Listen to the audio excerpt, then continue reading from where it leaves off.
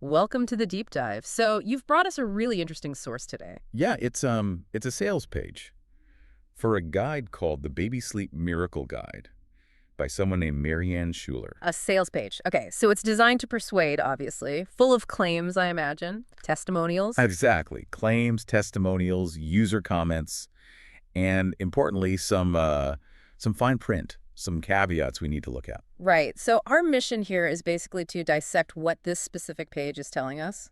That's the plan. We're looking just at the material presented here, the ideas, the solutions it claims to offer for, those nightmare baby sleep problems. And understanding the angle it takes, based purely on this text. Yep. What's it actually saying? Okay. And let's face it, anyone who's been near a baby knows about sleep deprivation. It's brutal. Oh, absolutely. Soul-crushing is a good word for it. So when you see something promising, simple holistic solutions, it definitely grabs your attention. It really does. You're desperate for anything that might work. So our goal is to see how this page taps into that feeling and what kind of answers it holds out. Because there's just so much advice out there, isn't there? It's overwhelming. Totally. And this one calls itself a miracle.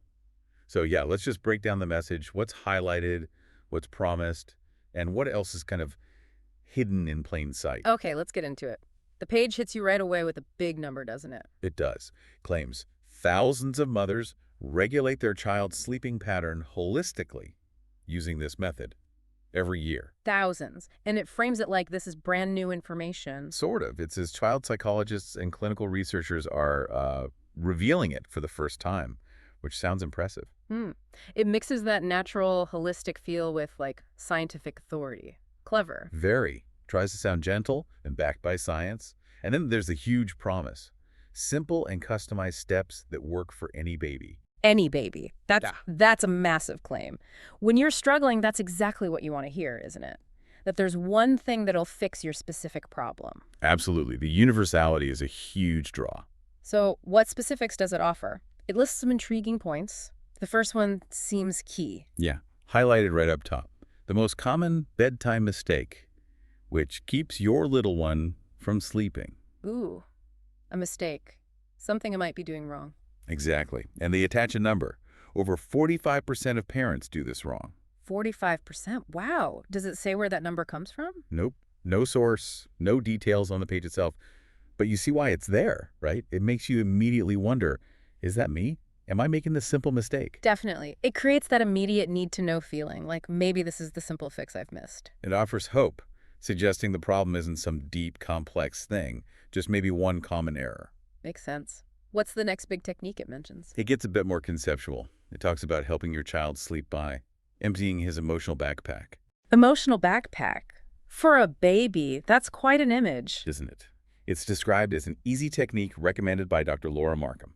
Okay, so referencing another expert there, what's the idea behind it? Well, the page suggests it's about releasing pent-up emotions or stress. The idea being that even babies have stuff going on emotionally that can mess with sleep. Right. Unresolved feelings keeping them awake. Yeah. And addressing that can help them sleep better. It even claims it can improve your own health, too. Connecting the baby's calm to the parent's well-being. That makes sense. Less stress all around. Yeah, if the baby's calmer, the parent probably is, too. The phrase emotional backpack certainly makes you curious about what the actual technique involves. It really does. Okay, so we have the common mistake, the emotional technique, and then it throws a curveball, right? Something about noise. It does. This one seems to go against everything you think you know. It highlights the counterintuitive reason why your child sleeps best in a noisy environment. Noisy, really. When everyone tells you dark room, quiet, maybe some white noise. Exactly. It directly challenges that. Flies in the face of the tiptoeing around instinct. So what's the claim here? Just any noise? No, it says there's a specific noise. Only one, apparently. Scientifically proven to help a baby doze off peacefully. Okay, scientifically proven. Does it back that up? It mentions a specific study. It refers to a little-known study done by the Queen Charlotte's Hospital in London.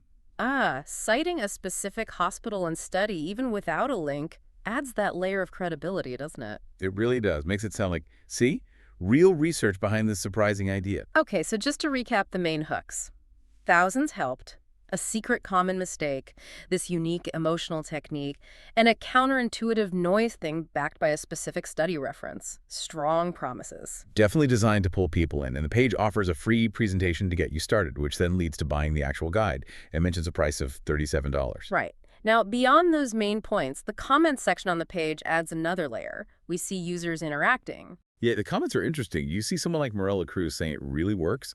Her son's sleep improved dramatically in a week. That kind of personal story, right there on the page, builds social proof. For sure. And another comment from Judy Lee saying she was truly impressed with the free info and felt the author truly cares about mothers. That speaks to building an emotional connection. The questions people ask are revealing too, like Samantha Higgins mentioning dangers of baby swings, suggests the guide covers more than just sleep techniques. Good point. And then Regina Wilberth asks a really key question. She asks if this method is like the ones from Dr. Bucknam, Dr. Weissbluth, or Dr. Karp. Ah, the big names in baby sleep. Ferber, Yeah. Weissbluth, Karp. Exactly. So Regina's question shows that people landing here might have already tried those well-known methods. Maybe they didn't work, and now they're looking for something different. That's really important context. It sets this guide up as potentially an alternative. And the author, Mary-Ann Schuler, actually replies directly to Regina.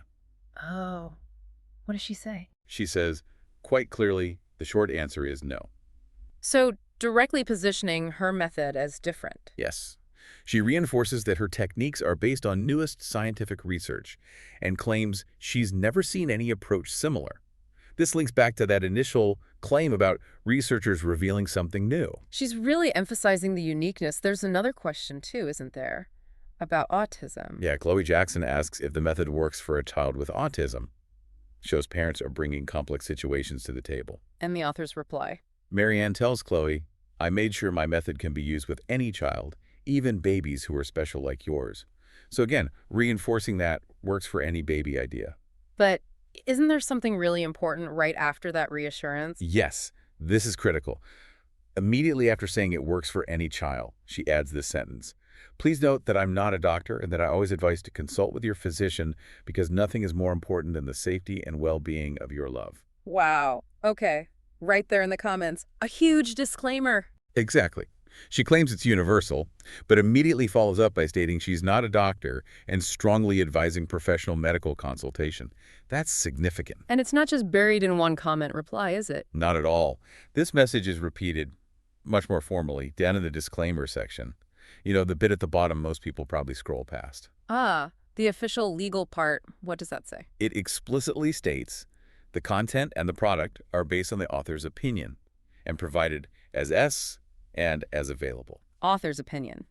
That lands very differently from the clinical researchers revealing language earlier on the page. Completely different framing. Yeah. And the disclaimer goes on to say you, the user, should do your own research, confirm information elsewhere, and always review everything carefully with your doctor before trying anything from the guide. So, the responsibility is firmly placed on the user to verify and get professional advice first.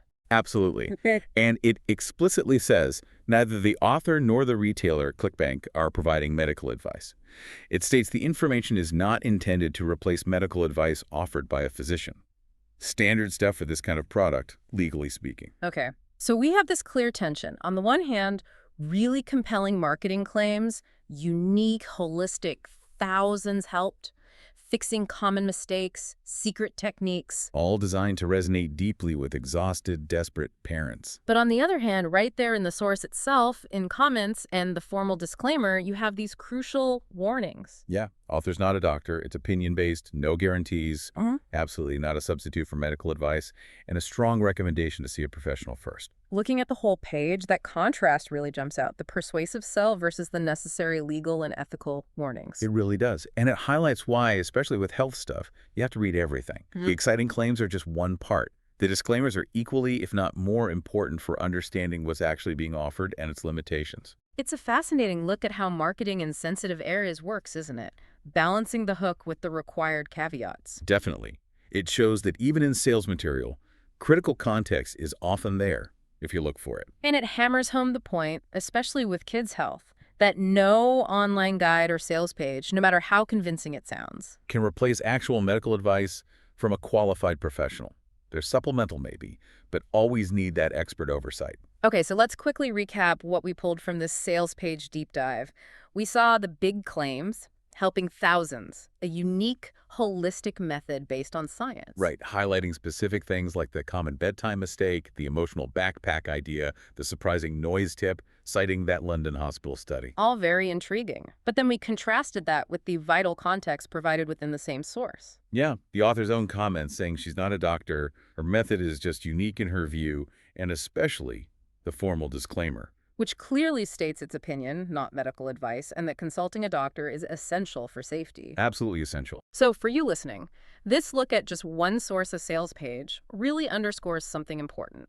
Understanding any information, especially about health, means going beyond the headline promises. You have to actively look for and consider all the context, the disclaimers, the statements about what the advice is and isn't. It forces you to think critically, doesn't it?